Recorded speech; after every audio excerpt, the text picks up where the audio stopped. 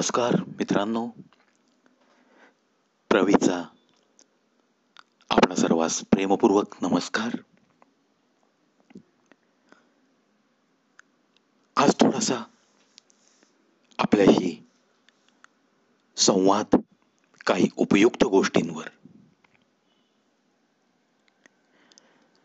आपल्या जीवनात काही निर्णय अगदी योग्य ठरतात, काही चुकतात सुद्धा. कळत न कळत कधी काही चुकाही माणसाच्या हातून होतच असतात. पण त्याच चुका पुन्हा होणं हे मात्र बरोबर नाही. चुकांमधून काहीतरी शिकत गेलं पाहिजे ना.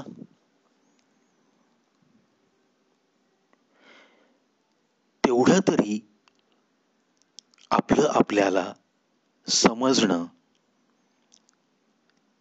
हीच समंजसपणाची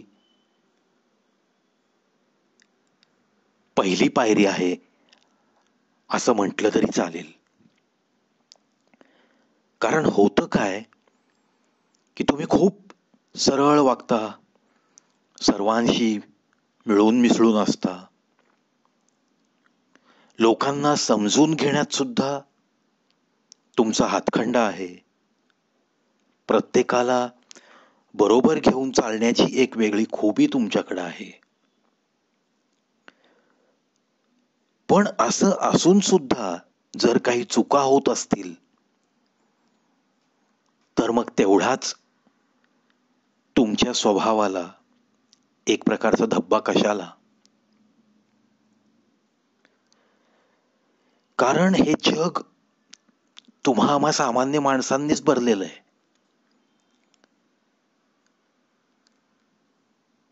ज्यांच्याकडे काही विशेष आहे ती संख्या खूप कमी आहे.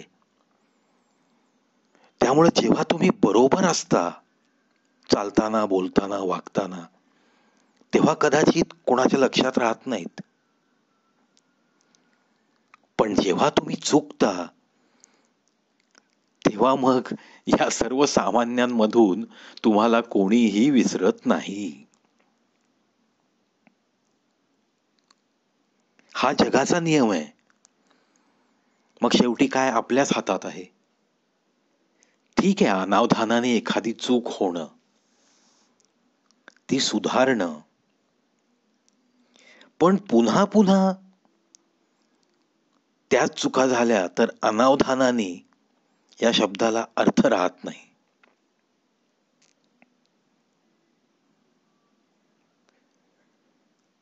एवढी आपण एक गोष्ट प्रकर्षाने पाळूयात आणि जे काही कमतरता आपल्या जवळचे लोक आपल्या स्वभावात सांगत असतील त्याच्याकडे तटस्थ नजरेने पाहून ते योग्य आहे अयोग्य आहे पडताळून आपल्यात सुधारणा केलीच पाहिजे.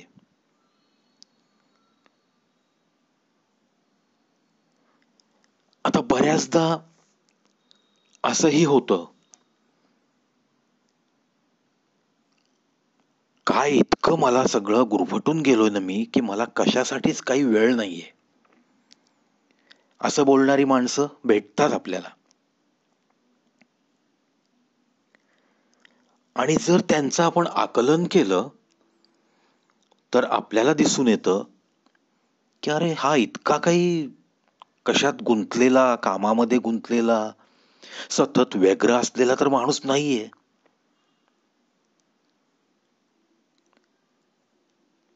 म्हणजेच आपल्या हे लक्षात येतं की हा जे काही करतोय त्याचा भारंभार नुसता पसारा झालाय त्याच्या मनामध्ये आणि डोक्यामध्ये. म्हणजे नियोजन हा शब्दच त्याला माहित नाही.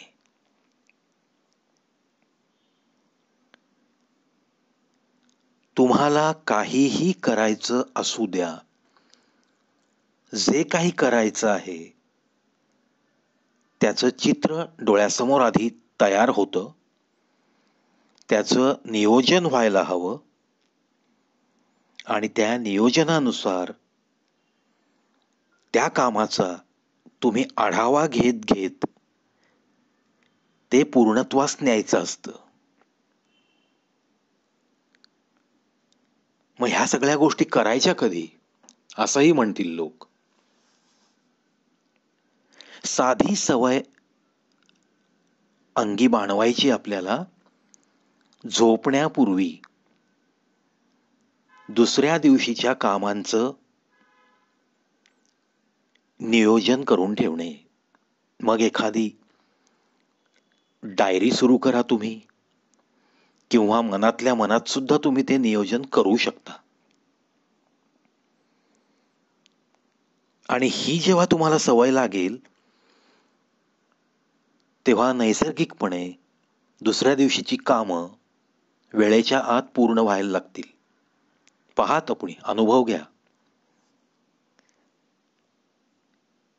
आणि ह्याचा परिणाम जी तुमची धांदल उडायची, किंवा जे तुम्ही शब्द वापरता, काय मला वेळच नाही मिळत, इतकं मी माझ्या व्यापामध्ये गुरफटून गेलेलो असतो, ह्याच्यातून तुम्हाला स्वतःला आपोआप जाणवायला लागेल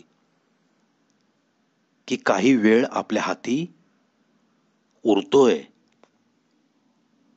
आणि आपोआपच योग्य नियोजन हे तुम्हाला चांगल्या मनस्वास्थ्याकडे घेऊन जाईल.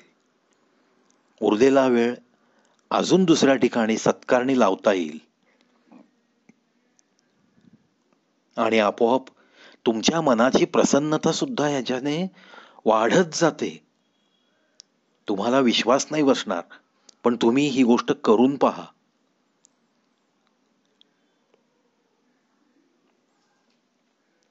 दुसरी महत्वाची एक गोष्ट आज मी नमूद करू इच्छितो. निसर्गाने आपल्याला भरभरून दिलंय. तुम्ही जर नीट विचार केलात ना, तर आज जितक्या म्हणून सुधारणा तुम्हाला दिसत आहेत, हे सगळं निसर्गाचं दान आहे, पण त्याचं ओरबाडणं चालू आहे.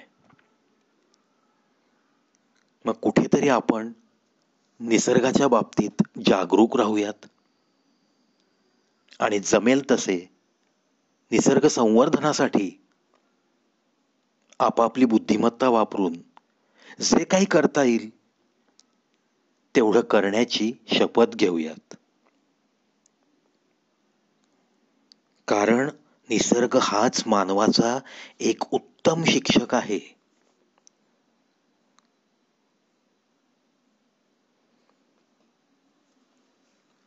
मित्रांनो, अशाच काही छोट्या मोठ्या टिप्स सह तुम्हाला भेटत राहीनच. आजच्या दिवसासाठी इतकंच पुरे. पुन्हा भेटूयात नवीन व्हिडिओसह.